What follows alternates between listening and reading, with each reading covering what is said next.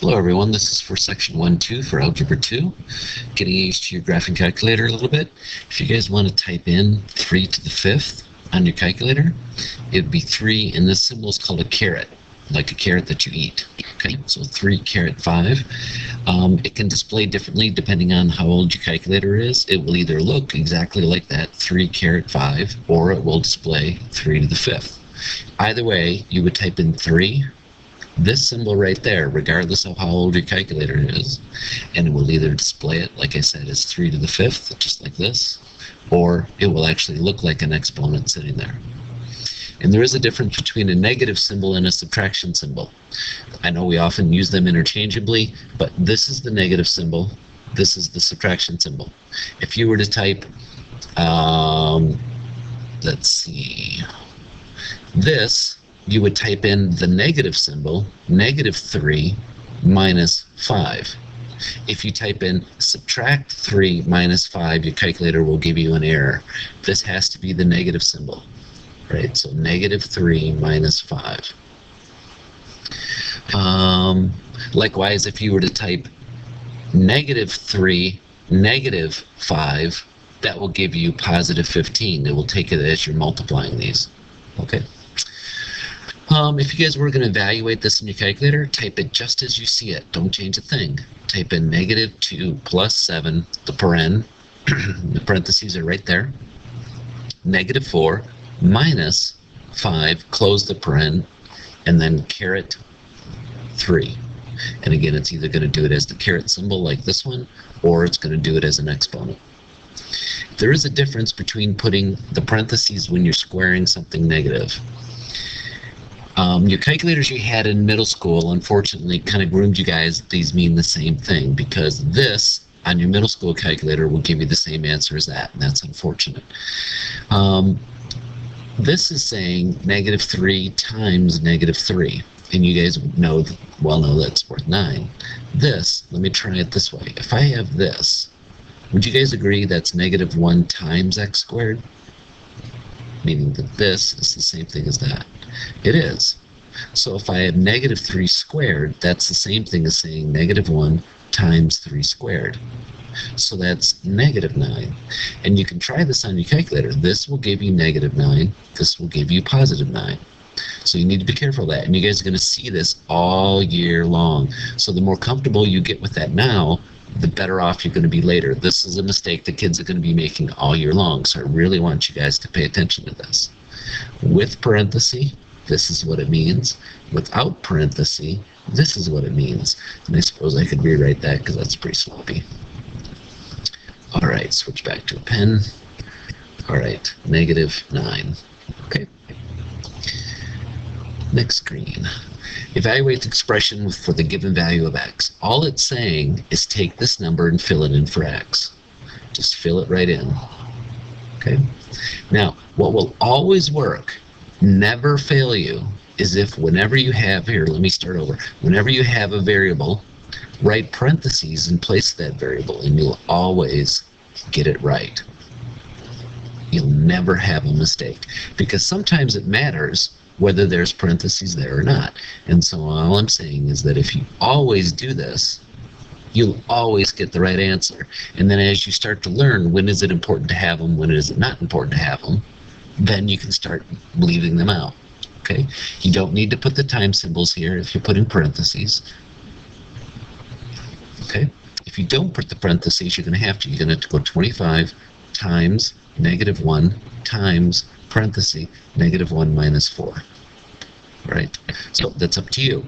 I would love it if you guys got in the habit of putting parentheses in place of variables and then filling the variable in, because that's really going to save your bacon come later on in the year. This idea of writing parentheses in place of stuff is really going to save you later on. It may seem like extra work and a hassle right now, but if you get in there, if you groom yourself and get in the habit of doing that, life will be better later. Okay? Again, put parentheses first, +3, parenthesis, and then go and fill in what they're worth. The x is worth 2, and then the y is worth -8. And type this in your calculator as you see it. Exactly the same. Just type it from start to finish. right? Okay, when you guys are typing stuff like this in your calculator in the back, like here, you've put an x is 2, and you put a y is -8, all right? Type this into your calculator, x squared 2y plus 1, where you're filling in the variables. So though if I use the same variables as up here, 2, and then that's going to be squared over 2 times whatever y is worth, -8, plus 1.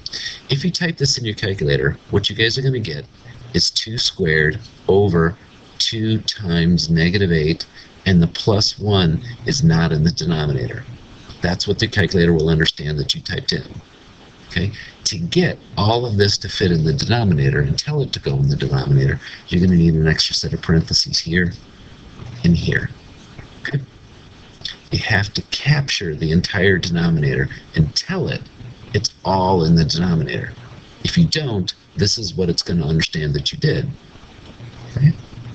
All right, in other words, how would you distinguish between this and this when typing it in your calculator? The distinction is, if you put a parenthesis around the bottom, it will capture the whole bottom. Even though that paren's not there, even though it's not given to you, you guys have to understand and be aware that if you want to capture the entire bottom, you have to put a parenthesis around this to capture the whole bottom. Otherwise, this is what it thinks it's doing. All right, finding a least common denominator is something that kids often struggle with. So I'm going to show you a way. I don't want to call it a cheat, but how about a way to get the calculator to tell you what it is? It's not asking you to add these fractions together. That's not what it's doing. But I'm hoping by this stage of your math career that you understand that in order to add these, I need a least common denominator. And that's all that I'm interested in having you answer. What is the least common denominator? Well, if you were to tell the calculator you're adding it, in other words, type in, division symbol. You guys are used to having an A over B symbol on your calculator. There isn't one on here because all that symbol means is divide. If you type in 5, divide, right there, the division symbol. 6 plus 7, divide 12, minus 11, divide 15. It's going to give you an answer.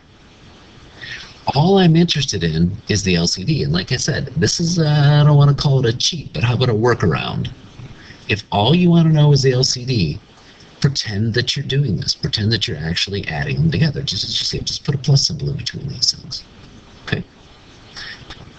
Including, plus the negative. Okay, that would be a negative, not a subtraction. Okay, here it's a subtraction. But as I typed it in there, that's what it is. Okay, anyways, my point being, you'll get some funky decimal, point blah, blah, blah, blah, blah.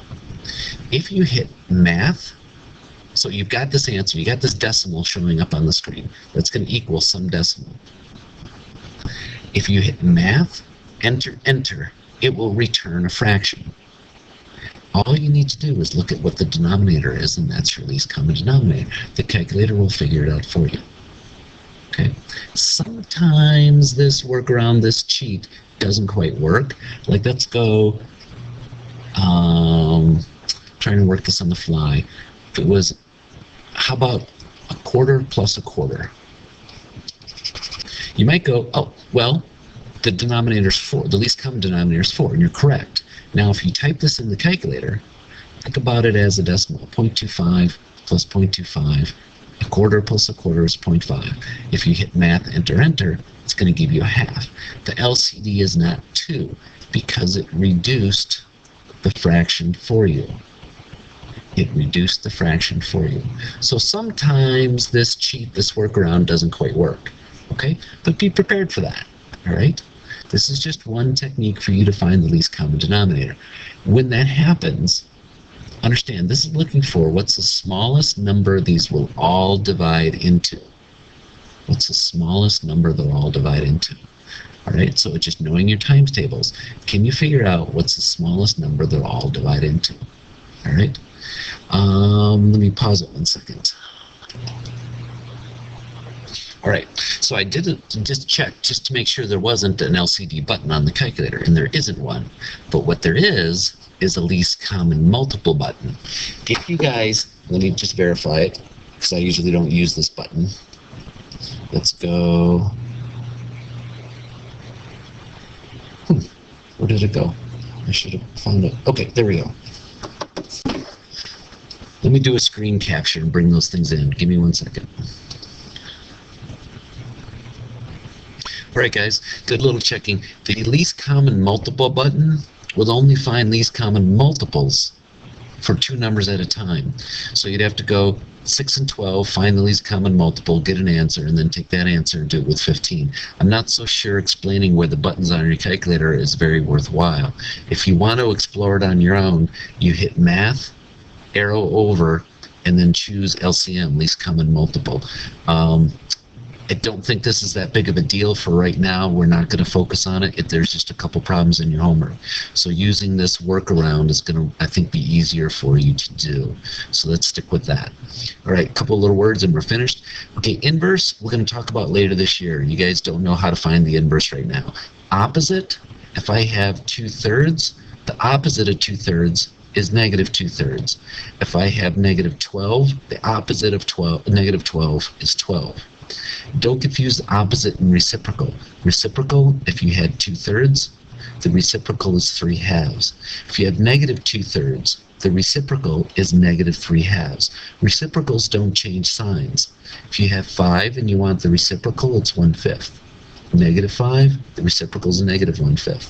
Likewise, I did it here with a fraction with negatives. They don't change sign when you take a reciprocal. Okay? I think that's the last screen. And there you go. Come on back up.